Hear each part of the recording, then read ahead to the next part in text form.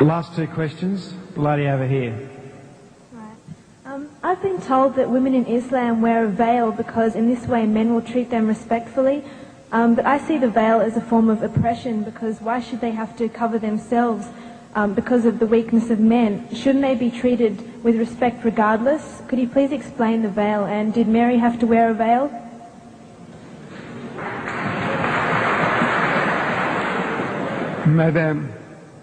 Madam, your Bible says, your holy Bible says, you know, Paul is telling you that the woman must cover her head, that the woman who doesn't cover her, shave off her hair.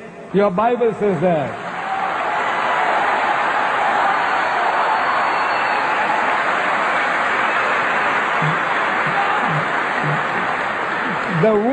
The woman who bears her hair says shave them off. Shave it off. That's what the Bible says. And you woman, your Bible says she must not be allowed to open her mouth in the church. But that's your churches, they don't believe all that. And your people don't believe in that. So you are inviting trouble. You know, because of this, in America, in New York, no woman is safe after dark. No woman is safe. In France, during daytime, women have been raped in the street, and people just walk by, looking the fun. Say, oh, maybe they're enjoying themselves. Woman is being raped. No, I said, you are inviting it.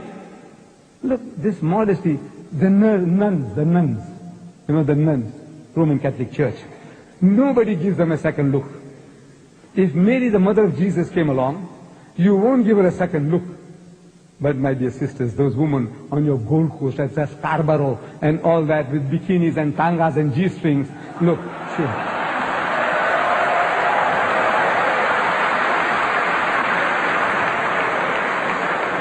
It's attracting, look, even an old man like me, I tell you,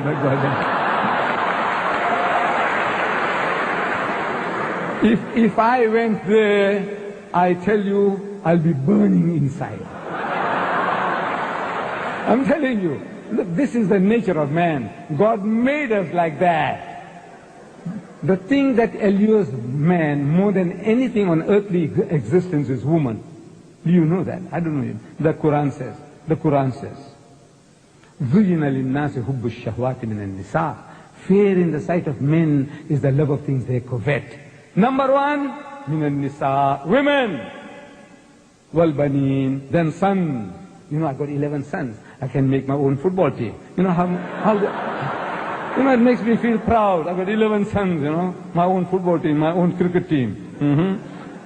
وَالْبَنِينَ. And number three, وَالْقَنَاطِرِ الْمُقَنْطَرَةِ مِنَ الذَّهَبِ وَالْفِضَّةِ, and hoarded heaps of gold and silver, and wealthy land, and horses branded for excellence, and all this. This is the list that is given in the Quran. Number one, women. The Quran says, the thing that allures man most on this earthly existence is woman. And I'm telling my Western friends that I don't have to prove that to you. I don't have to convince you. I said, you see, in my country, in the city of Durban, I think we'll end with this. Okay? We'll end with this.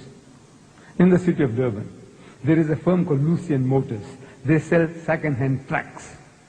You know, lorries, trucks. We call them trucks here too? Trucks. We call them trucks. And on the trucks that they advertise, there's a woman in the bikini on top of the truck. Then G Knots, they sell farm implements. And on the tractors that they advertise, there's a woman in the bikini on top of the tractor. I'm asking these Westerners, I say, what has a woman in the bikini got to do with a second-hand truck or with a tractor? Except the man. You see, the woman is being dangled, so you'll read the advert. And BMW, I don't know, you have BMWs here. It's a motor car supposed to be a little better than the Mercedes-Benz. I'm not in the market for it. You see, I started with the Volkswagen Beetle. I did 120,000 miles, and I had to change for another Beetle, and another Beetle, and another Beetle. Then they stopped making the Beetles. You know, the Volkswagen Beetle. They started the Golf. So I had to buy Golf number 1, Golf number 2. I'm still not in the market for a BMW. But I am forced to read this advert. In my newspaper, I see a BMW motor car. And with a woman in the skimpiest of bikini, what you call the tanga, you know, the G-string. She's standing in front of the motor car. And it's written at the bottom, test drive her now.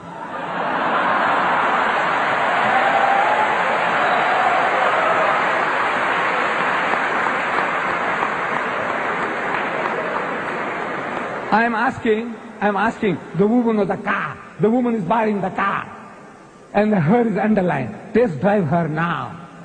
I said, look, this is what you're leading yourself to. This is the Westerner. He sells his mother, his wife, his daughter. His wife is a star, and she's being mangled on the screen, simulating rape. And they enjoy it.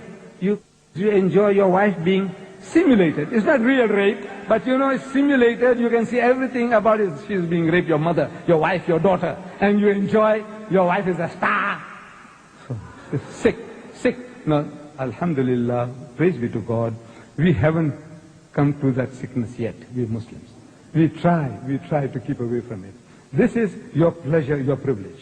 We have no right to force you. But we say, you are playing with fire, my child, and you're going to pay the price. You're paying the price now, and you will pay the price.